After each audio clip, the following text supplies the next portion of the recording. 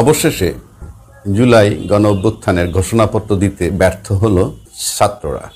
ব্যর্থ হলো এই অর্থে বলবো, তাদের ঘোষণা ছিল এরকম, নাও অর নেভার, অর্থাৎ আজকে যদি আমরা ঘোষণা করতে না পারি তাহলে আর কখনো পারবো না, বিষয়টা এরকম। এরপরে এটা টার্ন নিল মার্চ ফর ইউনিটি প্রোগ্রামে। সেখানে তারা একটা আলটিমেটাম দিল। সেই আলটিমেটাম কি? 15 জানুয়ারির মধ্যে সরকারের তরফ থেকে ঘোষণাপত্রের দাবি জানিয়েছে। যেহেতু সরকার বলছে যে জুলাই অভ্যুত্থানের ঘোষণাপত্রটা তারা দিবে, এই কারণে তাদের উপরে নির্ভর করেছে। এখন আমার বিষয়টা হচ্ছে যে এই ছাত্ররা কারা? মানে এই যে বৈষম্য বিরোধী ছাত্র আন্দোলন করছে যারা, সমন্বয়ক যারা, তাদের বয়স, তাদের মেধা, তাদের প্রজ্ঞা, সেগুলো নিয়ে আমার কোনো কথা নেই। কারণ 5ই অগাস্টের যে অভ্যুত্থানটা তারা ঘটিয়েছে অত্যন্ত সাহসের সাথে, দক্ষতার সাথে, জীবনকে বাজি রেখে, এবং অভ্যুত্থান ঘটানো পর্যন্ত এই প্রক্রিয়ায় ঘটেছে তা খুব বুদ্ধিমত্তার পরিচয় তারা দিয়েছে। কিন্তু তারপর থেকে যখন ধাপে ধাপে আমরা দেখছি, আস্তে আস্তে কেন যেন তাদের সেই বুদ্ধিমত্তাটা ওই রেটে নাই, কমে আসছে বলে আমার কাছে মনে হচ্ছে। পাশাপাশি একটা জিনিস যদি আমি ধরি, এই দেশে আওয়ামী লীগের বয়স আজকে 75 বছর, জামাত ইসলামের বয়স দীর্ঘ, তার চেয়েও লম্বা সময়। কিন্তু স্বাধীনতার পর থেকে ধরলে জামাত ইসলামের বয়স এই মাটিতে 55 বছর। অন্যদিকে বিএনপি, তার দলের বয়স 45 বছর। তার মানে, এবং এদের প্রত্যেকেরই ছাত্র সংগঠন আছে। সুতরাং ছাত্র সমাজ বলতে যা বোঝায় সেটা নিশ্চয়ই মুষ্টিমেয় কিছু ছাড়া হয়তো নিরপেক্ষ আছে, কিন্তু বাকি সবই তো কোনো না কোনো দলের সম্পৃক্ত। বিশেষ করে এই 3টা বড় দলের সাথে আর কিছু হয়তো থাকতে পারে, সামান্য সামান্য জাতীয় পার্টি সহ অন্যান্য দলের সাথে থাকতে পারে। আবার হেফাজতে ইসলাম যারা, তাদের হয়তো একটা মাদ্রাসার ছাত্র বিরাট অংশ তাদের আছে। সব কিছু মিলে যদি আমি দেখি, বৈষম্য বিরোধী ছাত্র যারা, তারা সমন্বয়ক বলতে সারা বাংলাদেশে হাতে গোনা কিছু, সেটা সংখ্যা যতই হোক, 500, 1000 যাই হোক, সমন্বয়ক বলতে যা মিন করছি। তাহলে ওনাদের মুরব্বী কারা? 1। 2 নম্বর, তাদের পিছনে শক্তিটা কারা? এই প্রশ্ন আমার ভিতরে দানা বাঁধতে ছিল। কিন্তু গত 2 দিনে আমরা, গতকালকে ধরি, আজকে পত্রিকায় 2টো নিউজ আছে, যেই নিউজ দিয়ে মোটামুটি আমার কাছে এখন কনফার্ম হয়েছে যে এদের পিছনে শক্তি কারা। সার্জিস আলম বলেছে যে গণ অভ্যুত্থানের সময় তাদের পাশে সহযোদ্ধা হিসাবে ছিল শিবির, অর্থাৎ ছাত্র শিবির। অন্য কোনো দলের নাম কিন্তু বলেনি, যদিও দল মত নির্বিশেষে সকলে আন্দোলনে ছিল। কিন্তু চিহ্নিতভাবে তারা যেটা মিন করতেছে এখন, সেটা তাদের সাথে একত্রে কাঁধে কাঁধ মিলিয়ে দীর্ঘদিন ধরে কাজ করে আসছে সহযোদ্ধা হিসেবে ছিল শিবির। কিন্তু শিবিরের নামটা আমরা কখনোই পাইনি, নাম ছিল শুধুই বৈষম্য বিরোধী সমন্বয়ক। তার মানে সমন্বয়কের ভিতরে ছিল শিবির।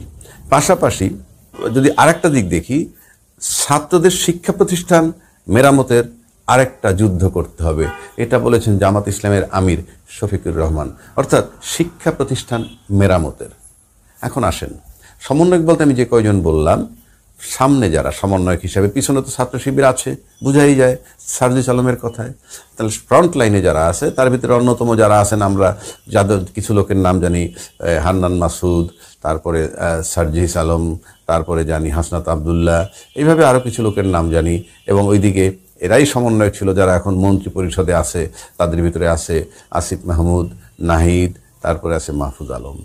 তো এইভাবে আমি অনুমান করতে পারি, টকশো করছি অনেকের সাথে, সব কিছু মিলে আমাকে সারা বাংলাদেশে 500,000 ধরলাম। কিন্তু তাদের গার্জিয়ান কারা? তাদের মুরব্বী কারা? তাদের হাইয়েস্ট লেভেল আমরা পেয়েছি হিসাবে, কি বলে, মাস্টার মাইন্ড হিসাবে যার নাম আসছে, প্রফেসর ইউনূস সাহেব পরিচয় করেন, তার নাম মাহফুজ আলম। ভালো কথা, তাদের মেধা, দক্ষতা, প্রজ্ঞা নিয়ে কথা নাই, কিন্তু সে কি চূড়ান্ত গার্জিয়ান হতে পারে?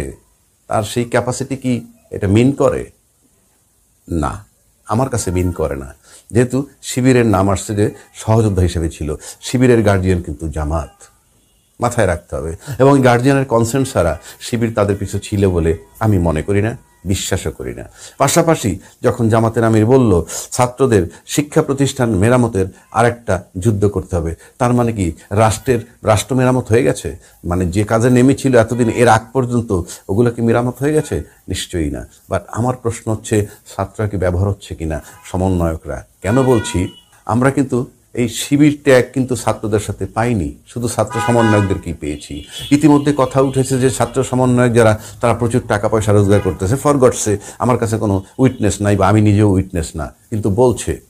আমি তর্কের খাতিরে ধরে নিলাম যদি এমন কিছু ঘটে, মাঠে তো শুধু এরা না, তাদের সাথে শিবির আছে, সার্জিস আলম বলেছে, তাহলে কি হবে?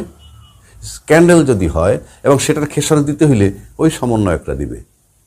আবার যখন ছাত্ররা শিক্ষা প্রতিষ্ঠান মেরামতের জন্য যাবে, তখন যদি দেখা যায় যে এই কলেজের এই প্রিন্সিপাল রাখবো না, এই ভিসিকে রাখবো না, ওই ভিসিকে আনবো, এই প্রফেসর থাকবে না, ওই প্রফেসর আসবে, কথার কথা বলছি ইয়ের নামে দাবি যদি তোলে, তারা এই যে দাবি তুলবে তখন বসাইতে হবে কাকে, তারাদের রেফার করবে কাকে? কারণ সমন্বয়ক যে কয়জন বললাম তারা বাংলাদেশের সবাইকে চেনে বলে আমি মনে করি না যে কারা বসবে এই সমস্ত জায়গায়। তাদেরকে অপসারণ করে একজন অপসারণ করে আরেকজন কাকে বসাবো? আরেকটা পাশাপাশি কথা বলেন, এই বাংলাদেশের প্রশাসন, কোনো সন্দেহ নাই যে প্রশাসনের মধ্যে সবচেয়ে বেশি লোক আছে আওয়ামী লীগের, তারপরে আছে বিএনপির এবং তারপরে আছে জামাত, কোনো সন্দেহ নাই এতে। এখন আসেন, জামাতের যারা প্রশাসনে আছে তাদেরকে জামাতের যারা শিবিরের যারা গার্জিয়ান তারা কিন্তু চেনে এবং তারা কিন্তু খুব দক্ষ রেজিমেন্টের, বাইরে যেমন জামাত রেজিমেন্টের, ভিতরেও তারা রেজিমেন্টের। তো এখন এইভাবে যদি শিক্ষা প্রতিষ্ঠানে মেরামত করতে যায়, যুদ্ধ করতে যায়, সেখানে যদি কাউকে পরিবর্তন করে কাউকে বসাইতে এরকম প্রস্তাব যদি সরকারে দেয়, তাহলে সেই প্রস্তাব এই যে সমন্বয়ক বলতে যাদেরকে বুঝাইলাম তারা দিতে পারবে না। কেন পারবে না? যে তারা তাদেরকে চেনে বলে আমি মনে করি না। কারণ এটা চেনার জন্য সেই লেভেলের মুরব্বী গার্জিয়ান দরকার, সেই মুরব্বী আছে শিবিরের গার্জিয়ান জামাত। সুতরাং সেক্ষেত্রে শিবির যদি বলে অমুকের নামটা দাও, অমুককে আনা দরকার, তমুককে আনা দরকার, সেটা বোধহয় আসতে পারে। সেক্ষেত্রে মনে হইতেছে যে প্রশাসনের মধ্যে সুকৌশলে ইনডাইরেক্ট ফর্মে জামাত শিবির একটা কাজ করতেছে ঢেলে সাজানোর জন্য। সে কারণে হয়তো লম্বা সময় পেলে তাদের জন্য সুবিধা হয়, প্রশাসনের ভিতরে তাদের প্রভাব বৃদ্ধি পাবে। পাশাপাশি ছাত্রদের জুলাই আন্দোলন করতে গেল, জুলাই আন্দোলনের ঘোষণাপত্র দিতে গেল, সেটায় বাধা আসলো কেন? কারা বলেছে? আমাদের কাছে পরিষ্কার না, কিন্তু আমাদের কাছে পরিষ্কার হয়েছে কোনটা? সরকার বলেছে এই ঘোষণাপত্রটা তারা দিবে, এটা সরকার বলেছে। তো সরকার যেহেতু বলেছে তাই তারা সরে এসেছে, তাইলে নাও অন নেভার এখান থেকে চলে আসলো। এটার মানে হচ্ছে এই ছাত্ররা, আমি মোটামুটি এখন করতে পারতেছি যে তাদের যে অবস্থানটা সেটা দুর্বল হয়ে গেছে। কারণ তাইলে তারা তাদের পিছনে যারা ছিল তাদের ব্যানারটা লুকানো ছিল, কিন্তু তারা ব্যবহৃত হয়েছে।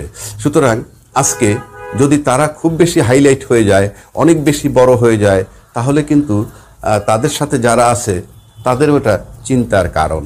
তাহলে সুকৌশলে তাদেরকে সেখান থেকে সরানো হলো কিনা, 1 নম্বর। আর 2 নম্বর হলো যে পার্টিটা করতে যাচ্ছে সেই পার্টিও কিন্তু এই একবার করতে যায় আর একবার পিছিয়ে যায়, একবার করতে যায় আর একবার পিছিয়ে যায়। এবং এরা কারা? এই জাতীয় নাগরিক কমিটি যারা ফর্ম করেছেন তারা কিন্তু 5ই জুলাইয়ের পরে ফর্ম করেছেন এবং সেটা করতে গিয়ে কিন্তু যেহেতু উপদেষ্টা 3 জন এর সম্পৃক্ততা পাওয়া যায়, যেহেতু নাগরিক কমিটির সাথে সমন্বয়করা আছে এবং সমন্বয়কদের মধ্য থেকে 3 জন আবার উপদেষ্টা আছে, সুতরাং এদের ভিতরে একটা যোগসূত্র থাকতে পারে এবং সেই সূত্র ধরেই তারা আগাইতে থাকবে। এখন কেন সার্জিস আলমরা এটা চিন্তিত এইসব বিষয় নিয়ে? কারণ আমার কাছে মনে হচ্ছে আজকে সার্জিস আলমরা যদি দল করতে না পারে তারা ভয় পাচ্ছে। কারণ কিছুদিন আগে হাসনাত আব্দুল্লাহ বলেছিল রাজনৈতিক পার্টিগুলা যত বেশি ঐক্যবদ্ধ হবে, একে অপরের কাছে চলে আসবে বা করবে, তত বেশি কিন্তু ফাঁসির দড়িটা আমাদের কাছে আসবে। সুতরাং সেক্ষেত্রে যদি বড় পার্টি তারা করতে না পারে, গ্রহণযোগ্য পার্টি না করতে পারে, দলবদ্ধ হইতে না পারে, কিন্তু হওয়ার তো আমি কোনো জায়গা দেখি না। কারণ তাদের সাথে সহযোদ্ধা ছিল শিবির তো আর তাদের সাথে থাকবে না। শিবিরের মাদার অর্গানাইজেশন হলো জামাত, সুতরাং তারা সেখানেই থাকবে। সেসব দিক বিবেচনা যদি করি তাহলে দেখা যাবে যে ছাত্ররা, মানে সমন্বয়কারী বলতে যে হাতে গোনা যে কয়জন আছে তারা এখন খুব রিস্কে আছে। যদি পার্টি করে দাঁড়াইতে না পারে তাইলেও তাদের জন্য ঝুঁকি, আবার পার্টি যদি না করতে পারে তাহলে তারা কার কাছে শেল্টার নেবে? সেক্ষেত্রে মনে হয় তাদের শেল্টার নেওয়ার জায়গা শিবিরকে ধরে জামাত ছাড়া কোনো জায়গা আমার কাছে মনে হয় নাই। সুতরাং একটা জিনিস পরিষ্কার যে এই জুলাই অভ্যুত্থানের ঘোষণাপত্র দিয়ে যে স্ট্যান্ডটা তারা নিতে চেয়েছিল সেখান থেকে তারা সরে আসার মানে হচ্ছে এখন সমন্বয়করা আমার কাছে মনে হয় সেই আগের অবস্থানটায় নাই এবং তারা ভিকটিম হয়েছে। এটার কারণ তারা পার্টি করতে পারবে কিনা আমার সন্দেহ আছে, নাগরিক ঐক্য কতটা করতে পারবে আমার সন্দেহ আছে। পাশাপাশি তাদের পিছনে কারা শক্তি সেটাও ওনারা প্রকাশ করে ফেলছে। আমির বলছে ছাত্রদেরকে একটা যুদ্ধ করতে হবে শিক্ষা প্রতিষ্ঠান নিয়ে, আর সার্জিস আলম বলছে আমাদের সাথে সহযোদ্ধা ছিল শিবির। নিশ্চয়ই তারা 5ই আগস্টের পরে আর শিবির চলে যায়নি তাদের কাছ থেকে। সুতরাং আমার কাছে মনে হয় ছাত্রদের এখন একটা ভিকটিম হতে যাচ্ছে, বোধহয় ভিকটিম অফ দ্য সিচুয়েশন এটা হতে যাচ্ছে কিনা এটা নিয়ে আমি খুবই সন্দিহান। সুতরাং সমন্বয়কদেরকে এখনই চিন্তা করতে হবে। আর সমন্বয়করা হয়তো এখন যতখানি আগাইছে তাতে যদি তাদের পিছন থেকে শিবির চলে যায়, কিংবা তাদের সাথে শিবির মানে জামাতও যদি তাদের ব্যাকিং না দেয়, আর সরকার যদি তাদেরকে ব্যাকিং দেয় আর সেটা যদি ওপেন হয়ে যায়, সেটাও সঠিক হবে না, গ্রহণযোগ্য হবে না। কারণ সরকার তো একটা পার্টির নেপথ্যে কাজ করতে পারে না। আবার যদি নাহিদ, মাহফুজ এবং আসিফ মাহমুদ তারা যদি পদত্যাগ করে এখানে এসে যুক্ত হয়, তাহলে কিন্তু আমরা যত কথাই বলি না কেন, মানে ক্ষমতাসীন যারা তখন থাকবেন তাদেরকে বাদ দিয়ে তাদের কোঅপারেশন পাইলে পেতেও পারেন। কিন্তু সরকারের ভিতরে বসে 3 জন যে সহযোগিতা করতে পারবে এই জাতীয় নাগরিক কমিটির পার্টি ফর্ম দিতে, কিংবা হাসনাত আবদুল্লাহ সমন্বয়কদেরকে পার্টি ফর্ম দিতে যে হেল্পটা করতে পারবেন, সেটা কিন্তু করতে পারবে না। কিন্তু ঘুরে ফিরে আমি দেখলাম যে এখন যেটা বোঝা গেল যে এই আন্দোলনের ক্ষেত্রে সমন্বয়কদের পিছনে নেপথ্যে ছিল শিবির, এবং শিবির যেহেতু ছিল সেটা নিশ্চয়ই তাদের মাদার অর্গানাইজেশন, তাদের কনসার্ন ছাড়া থাকে নাই। সুতরাং আমরা কোথাও দেখি নাই এই যদি এখন কলেজ বা শিক্ষা প্রতিষ্ঠান ঠিক করতে যায়, দেখা যাবে সেখানেও ছাত্র সমন্বয়করা সামনে থাকবে, আর সাথে যদি শিবির থাকে সেই ব্যানারটা কিন্তু আমরা পাবো না, কারণ আমরা ব্যানার পাই নাই। তার মানে হচ্ছে এই, যদি কোনো খারাপ সিচুয়েশন হয়, বদনাম হয়, সেটা হলো ছাত্র সমন্বয়কের, লোকসান হইলে ছাত্র সমন্বয়কের, কিন্তু লাভ যদি হয় সেটা সুবিধা হয়তো নিবে শিবির কিংবা তাদের মাদার অর্গানাইজেশন। আমি ব্যক্তিগতভাবে এখানে কোনো অপরাধ দেখতেছি না, এটা রাজনীতি। কিন্তু আমি বুঝাইতে চাচ্ছি সমন্বয়করা এই বিষয়টা অবগত কিনা, অনুধাবন করতে পারতেছেন কিনা, সুতরাং তাদেরকে চিন্তা করতে হবে। আর নয়তো তারা কিভাবে তাদের দিনগুলো সামনে তারা এগুবে সেটা নিয়ে তাদের এককভাবে ভাববার সময় এসেছে।